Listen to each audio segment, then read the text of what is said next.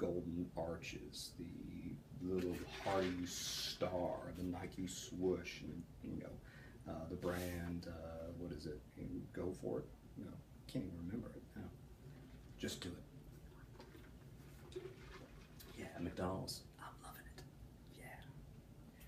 So people, everybody talks about brand and branding and all that type of stuff. I'll let you read it. But then you have this idea of brand salience, which is not necessarily, it's the order of what things come to mind. So you want your brand, whatever it might be, Columbia College versus whatever, to come up in mind first. So if you ask people all across the country, name the top women's colleges in the world, does Columbia College come up? No, because we have a difficult time marketing to everywhere because we don't have enough money.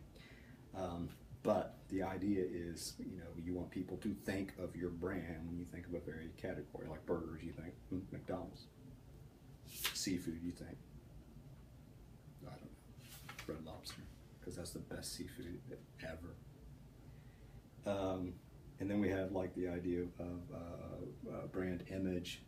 We want the brand to have equity, that is the value in the brand. We want it to have a high position and compare it to other things other products that we're competing with in our little genre. We want to reinforce the brand in lots of different ways through lots of different commercials and whatever. The whole idea of repetition is very important. They talk about cross promotion. For this. This lecture is brought to you by Hardee's. Eat like you mean it. But all this type of stuff, all product placements and everything like that. Well, cross promotion is just sort of this idea. We haven't talked about it a lot of times, like on the Today Show or whatever. They'll be making news out of, today we have a guest star who is in this particular movie, and you don't really know that they're a subsidiary of some other company that owns this company, blah blah blah, and they're all the same people. Synergy type stuff. Product placement, again, sort of the same stuff. But product placements in TV shows and all sorts of different things. I'll let you read more about that. Relationship marketing, again, very, very important there, which is what I said previously, all the stuff about relationship, building relationship.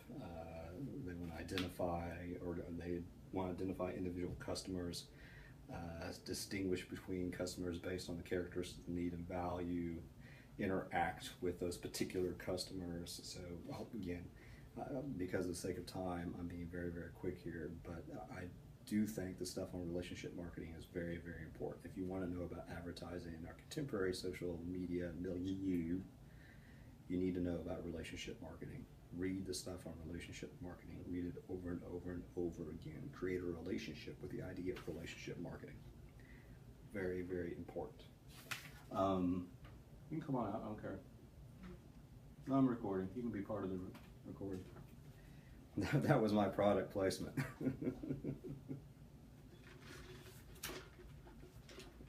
Okay. And then effects. Now this is, I think, the last thing. This is what's important to me. All of this stuff is important, but this is what's really, really important. Really, really important. At the end of the day, all the research out there and everything like that's about to storm. That's awesome. Is this. At the end of the day, all the commercials out there, all whatever, plays a minor role in you actually buying the product. So you would think that, okay, they want you to buy the product. And that's true. They want you to buy it. That's what advertising is all about. They want you to buy the product. But it's more, they want you to like the product, identify the product, blah, blah, blah. But it's more than that. Something has stopped working. I don't care. But at the end of the day, it plays a minor role in folks' decision to actually buy such and such. Here's what's more important. What we are consuming is the advertisements themselves. The advertisement becomes the good that we purchase, not so much the product that the advertisement is advertising. If that makes any sense whatsoever. It's the value of the ad, in a sense, the ad culture, the process which culture is transmitted through advertising. That's sort of the next thing. But this idea is that we plays such a strong role in creating, as it says, our awareness of products and brands. It provides us with information, all the stuff that the media generally does, like the news. That's what advertisement does. It teaches us the world. That's what it does. It's a teacher of our society. Even if we don't buy the stuff, right? I still know what McDonald's is. I haven't eaten McDonald's in for years and years and years, but still. No, actually, no, never mind. And the other thing is, the more important thing is, how does it craft our social reality? How does it help us see gender in a particular way? How does it, sexual orientation, all this type of stuff, politics, blah, blah, blah, blah, blah, our life. How does it build certain values? How does it, sustain power for those who are in power and everything like that? So just like anything else, we're looking at how commercials, through the process of trying to sell you this stuff, work to offer you certain views of our social reality, of our culture, et cetera, et cetera, et cetera. And then I love the idea here, and this is also very, very cool, the idea of irony and hipsters. There is this contemporary trend in advertising where they make fun of themselves advertising, right? We're such bad advertisement, or we spent hardly any money, we spent so much money on this and it's crap, poking fun at the very idea of advertising. And we've seen that a lot. The use of humor we've seen throughout, irony and sarcasm and all this type of stuff. Because the thought is that a lot of people are disgusted with all this sort of stuff, trying to sell you stuff, so that I am making fun of the idea of trying to sell you stuff, so I can sell you stuff.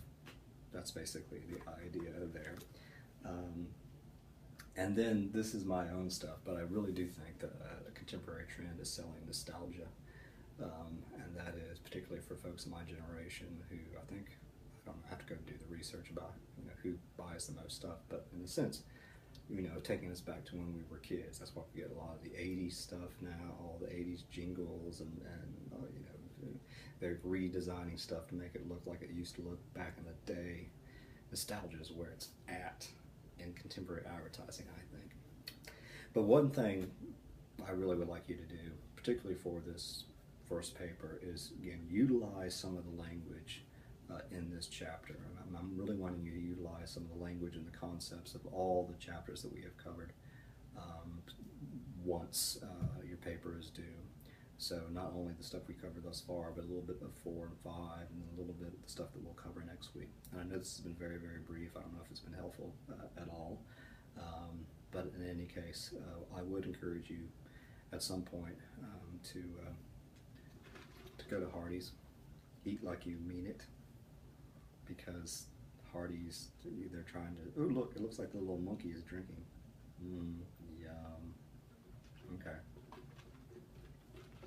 If anybody looks at the Hardee's commercial, look, what are they really doing? How are they doing with gender and masculinity and everything like that? And at the end of the day, what do they really want you to do? Talk about Hardee's. They want to shock you. Shock the monkey. See you later.